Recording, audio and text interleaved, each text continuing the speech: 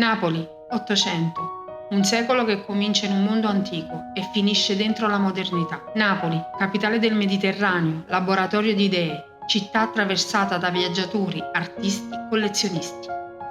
Qui l'arte non imita l'Europa, qui l'arte dialoga e spesso anticipa.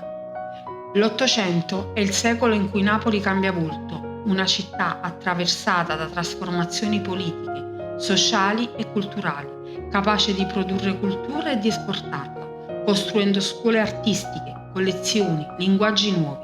Questo racconto prende forma oggi, nelle 12 sale dedicate all'Ottocento a Napoli, alla Certosa di San Martino. L'Ottocento è per Napoli un secolo di grandissime trasformazioni, comincia in un modo, finisce in un altro e nel frattempo però la capitale, la grande capitale del Mediterraneo, produce cultura, esporta cultura, produce artisti, scuole, collezioni straordinarie. Ecco, abbiamo voluto raccontare in queste 12 sale del nuovo allestimento la grande cultura della Napoli nell'Ottocento.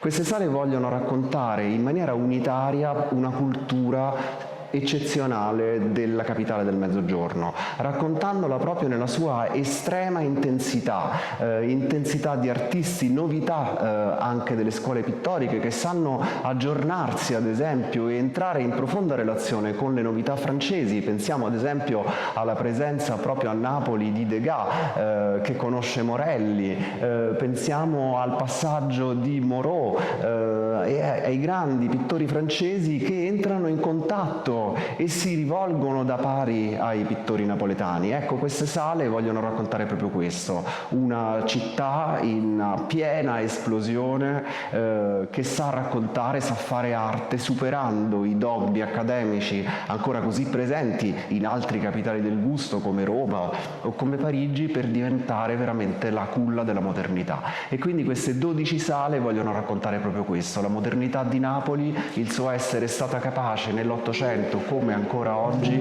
di parlare al presente guardando al futuro.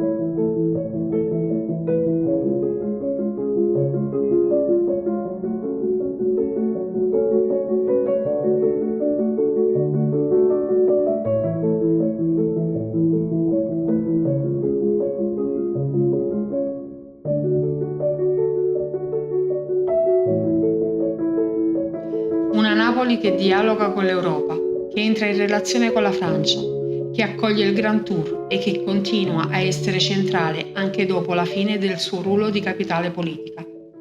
C'è da dire che l'Ottocento napoletano ha una visione assolutamente internazionale in tutti i suoi periodi, sia nel periodo iniziale, quando con il Grand Tour tra la fine del Settecento e l'inizio dell'Ottocento arrivano a Napoli i grandi intellettuali, gli artisti, i giovani rampolli delle famiglie europee, quindi scandinavi, svedesi, norvegesi, arrivano ovviamente i francesi, gli inglesi, anche gli spagnoli, quindi tutta l'Europa si raduna, si incontra a Napoli e Napoli diventa veramente mitteleuropea, quindi in questo crogiolo di idee, di novità, di confronti, già nasce la prima grande pittura e scultura anche dell'Ottocento, quindi ci troviamo all'inizio del secolo. Ma anche dopo l'unità, quando Napoli ovviamente perde il ruolo di capitale del regno per diventare una delle città della nuova Italia, Napoli continua a mantenere una posizione di rilievo assoluto rispetto alle arti europee, tanto che gli artisti napoletani sono stati più numerosi in presenza, per esempio a Parigi, nella scuderia del noto mercante Adolphe Goupil e hanno avuto un mercato enorme tra Francia, Europa e Americhe fino alla Grande Guerra. Quindi devo dire che si può dire che l'Ottocento napoletano, l'Ottocento artistico napoletano non solo è un fenomeno importantissimo per la storia dell'arte italiana, ma è un fenomeno che dialoga con il resto d'Europa e anche con altri stati oltreoceano.